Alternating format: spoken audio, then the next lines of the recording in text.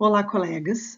Nós somos alunas do Programa de Pós-Graduação em Biologia Celular e Molecular da PUC-RS e hoje a gente vai apresentar um artigo recente que saiu na revista Protein Expression and Purification, denominado A produção de nonocorpo pode ser simplificada pela secreção direta de Escherichia coli.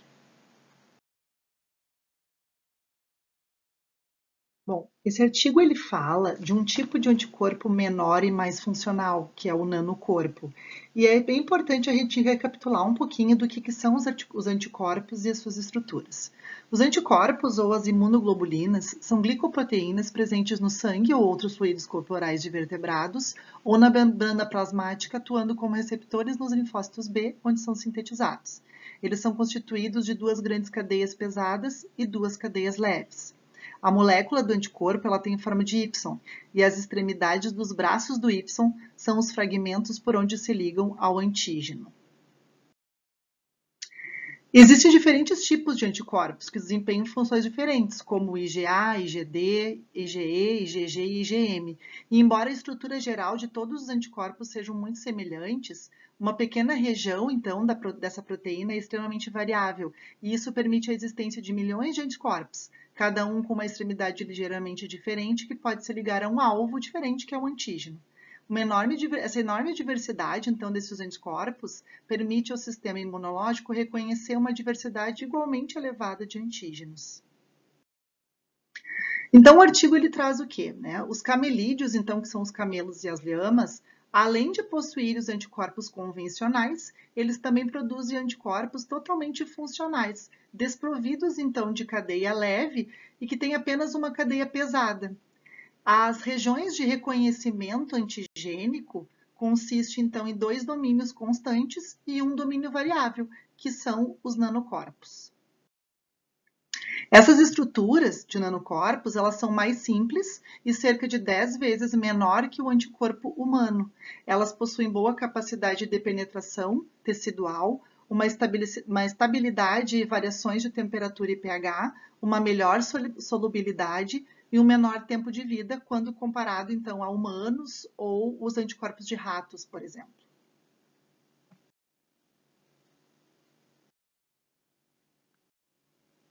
Este domínio variável único, ele foi bem expresso no citosol da Escherichia coli. Os nanocorpos, embora expressos, geralmente se tornam corpos de exclusão. Então, é extremamente importante a adição de vários marcadores, porque melhora a solubilidade. Acontece que o processo de purificação, então, desses marcadores leva tempo demais para remover as grandes quantidades de proteínas endógenas e os marcadores. E os nanocorpos eles têm sido utilizados como substitutos de anticorpos convencionais da biologia celular e molecular e como candidatos a futuras terapias. Eles são usados também em imagens de superresolução pelo seu tamanho menor, e encontrar um sistema que expresse a secreção desses nanocorpos de forma simples é de grande importância. Então, esse estudo ele descreve um novo sistema de secreção de nanocorpos em Escherichia coli.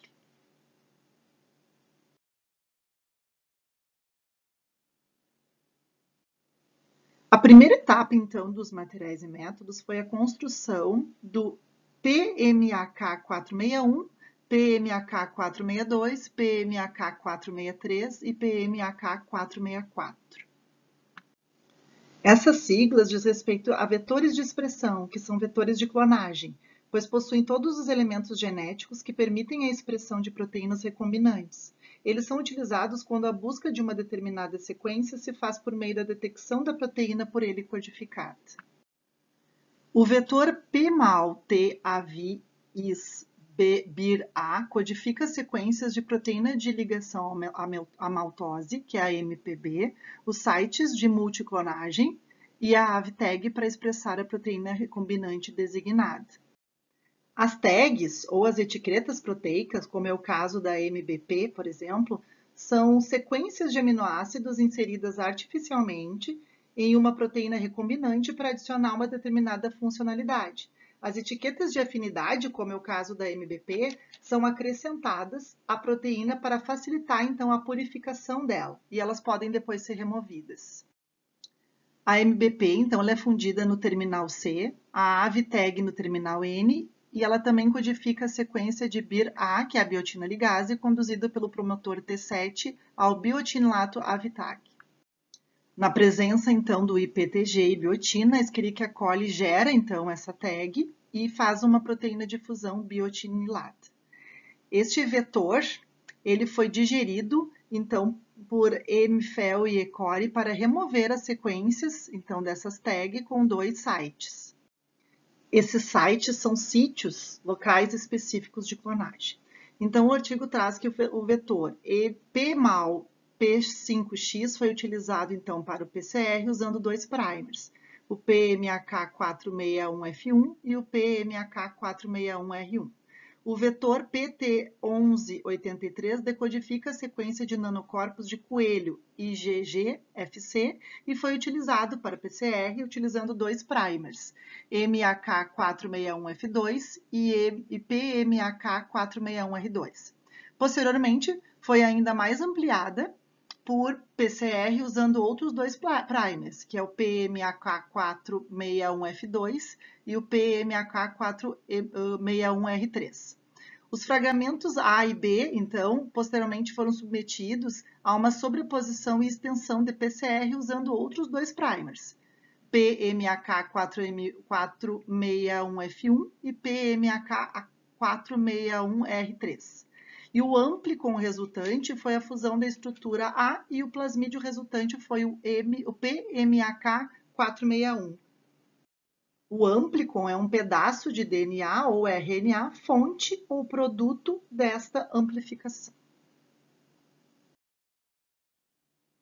Aqui então está a figura, né? A figura parte A e parte B que mostra então todo esse passo descrito. Aqui, então, no C, demonstra o vetor que acabou ficando na primeira parte. Os vetores PTP1112 e PTP1174 decodificam a sequência de nanocorpos que reconhece os nanocorpos de ratos e camundongos IgG1-FC e foram usados para PCR utilizando 2 primers, o PMAK462F e o PMAK462R.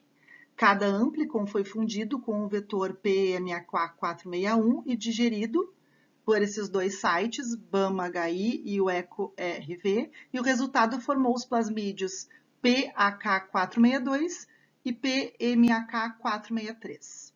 O vetor PGEX6P1 GFP nanocorpo codifica os nanocorpos e reconhece a proteína fluorescente verde melhorada, e ele foi usado para PCR utilizando 2 primers, PMAK464F e PMAK464R.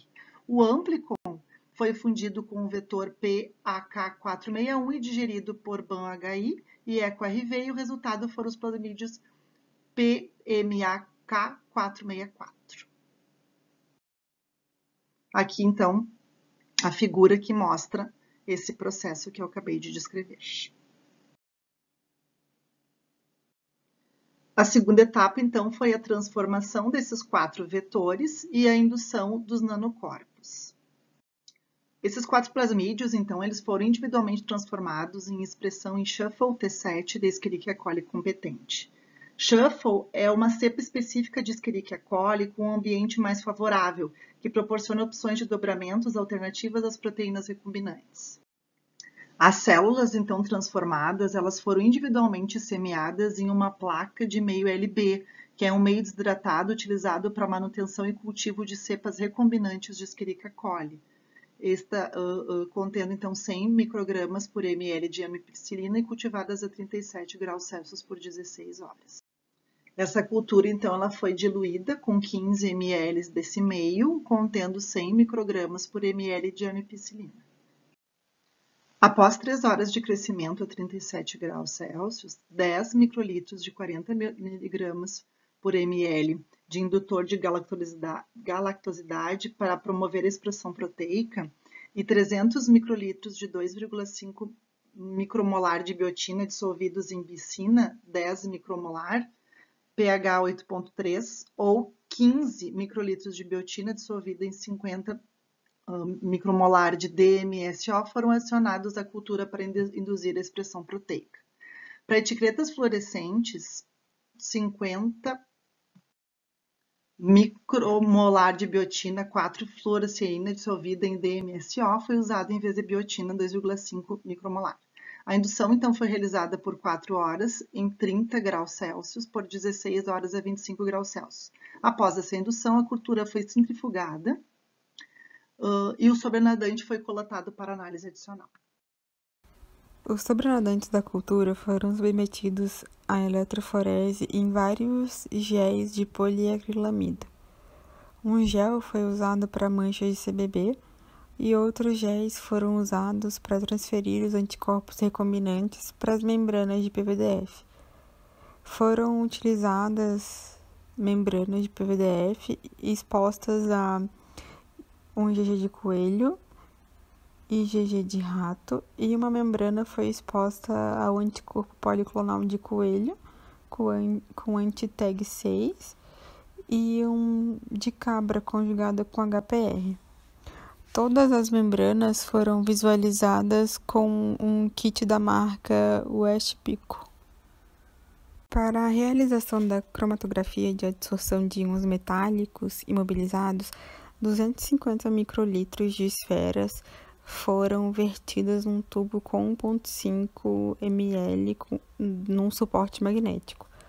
A solução de preservação foi decantada e, em seguida, as esferas foram embebidas em 1,5 ml de tris-HCl, de NaCl e de imidazol. O tubo foi girado suavemente à temperatura ambiente por 5 minutos e depois ele foi colocado num suporte magnético e o sobrenadante foi decantado. O sobrenadante da cultura, aproximadamente 15 ml, foi misturado com 25 microlitros de NaOHS e 1,7 de NaCl. E em seguida as esferas foram adicionadas em um tubo com 50 ml.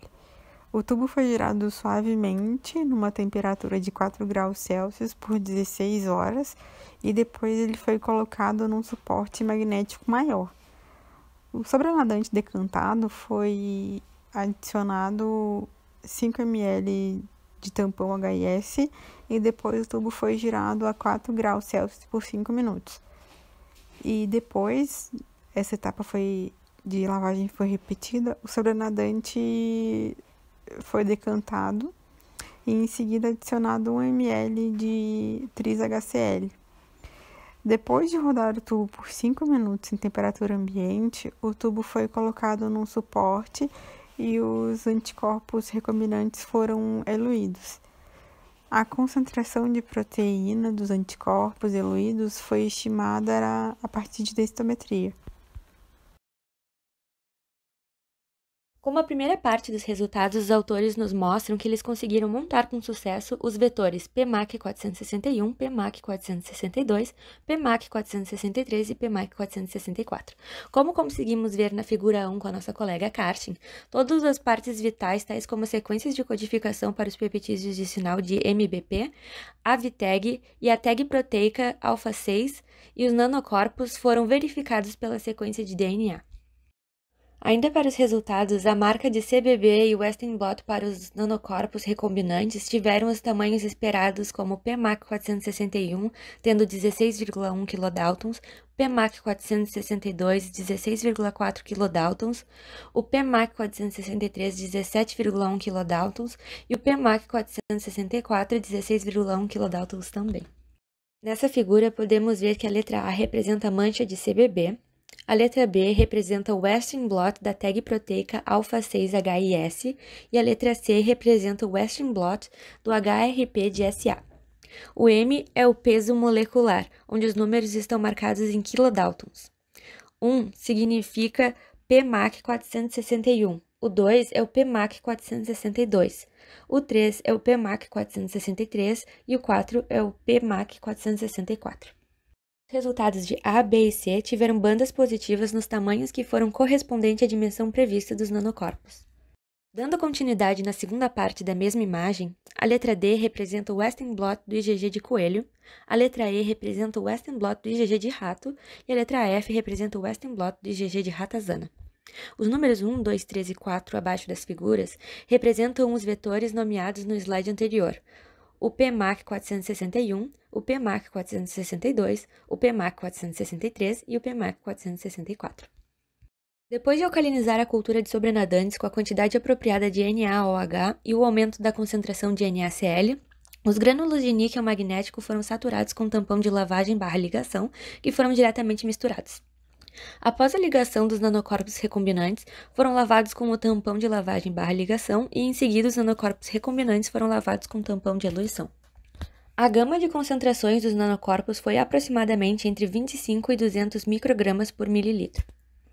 Desde o volume da cultura de sobrenadante foi de 15 ml e o volume de eluição foi de 1 ml, o rendimento será de cerca de 1,67 a 13,3 miligramas se 1 litro de meio for utilizado, embora as condições não tenham sido otimizadas.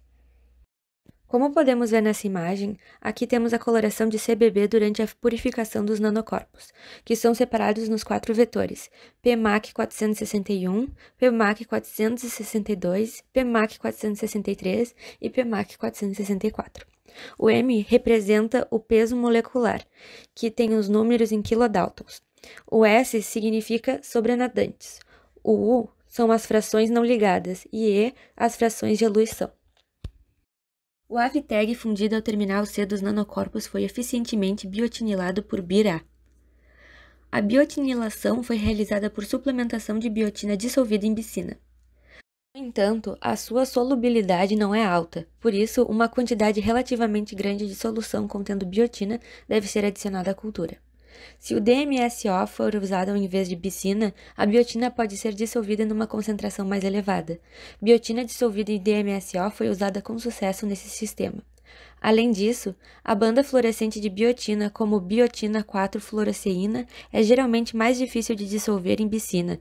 No entanto, DMSO é útil para dissolvê-la, que também pode ser usado nesse caso. Como podemos ver nessa imagem, A é representado pela mancha de CBB, que é o vetor PMAC 461, que foi biotinilada por diferentes soluções de biotina. B é representado pela tag proteica alfa-6-HIS. O C é representado pelo HRP do coelho, e a D é representada pelo HRP do SA. O E é apenas a detecção de ultravioleta.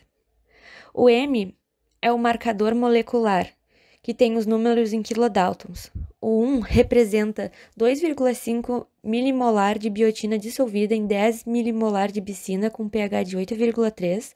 O número 2 representa 50 milimolar de biotina dissolvida em DMSO. E o 3 significa 50 milimolar de biotina fluoresceína dissolvida em DMSO. Vários tipos de células têm sido usadas para sintetizar anticorpos. A E. coli ela é frequentemente utilizada porque tem um bom custo-benefício. É possível que uma ligação de sulfeto apropriada seja necessária para a maioria dos anticorpos se manterem em conformação estável. O periplasma da E. coli ele é mantido no estado oxidado e o citoplasma em estado reduzido. Embora os anticorpos devam ser expressos no periplasma, a E. coli tem o periplasma restrito no espaço e a produção de anticorpos vai ser limitada. Recentemente, foram desenvolvidos detergentes que atuam para tornar a membrana extracelular da E. coli mais permeável sem que seja reduzida a viabilidade da célula. Assim, os detergentes podem ser usados para liberar proteínas periplasmáticas para o exterior da célula. Os autores pensaram que questões de espaços limitados na expressão periplasmática de anticorpos poderiam ser evitados com detergente, uma vez que anticorpos podem ser continuamente liberados na cultura. Para testar essa questão, foi fabricado o PMAK 461-464 e transformado em E. coli competente para Shuffle T7 Express. E foram observados vários anticorpos após a indução, mesmo sem o detergente. Vários métodos foram desenvolvidos para poder purificar as substâncias. Entre eles, a purificação por afinidade, que é a mais amplamente utilizada. Uma pequena tag de HIS, geralmente com 6 tidinas, pode ser fundida com o terminal N ou terminal C da proteína-alvo. A tag HIS é capturada por um íon de níquel ou de cobalto ligado a uma resina. E a proteína de fusão da tag HIS é eluída com facilidade da resina com imidazol. Como geralmente não interfere com a função da proteína-alvo, a remoção da HIS nem sempre é necessária. É bem conhecido que NTA retém algumas proteínas endógenas extraídas de E. coli e que a RNA e o SLYD são os principais contaminantes que dificultam a purificação por afinidade. As impurezas, elas são geralmente eliminadas com o uso de uma técnica cromatográfica secundária ou expressando a proteína recombinante em uma cepa de E. coli modificada. A purificação por afinidade com tags secundárias geralmente é mais cara e ineficiente se comparado com outras purificações.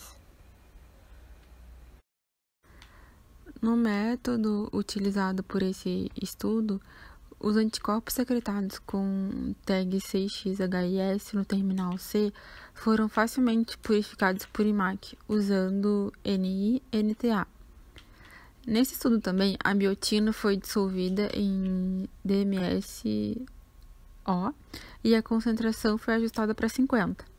Os anticorpos foram biotinalados uniformemente usando soluções de estoque, que podem ser armazenadas a menos 20 graus Celsius e funcionam como soluções convencionais.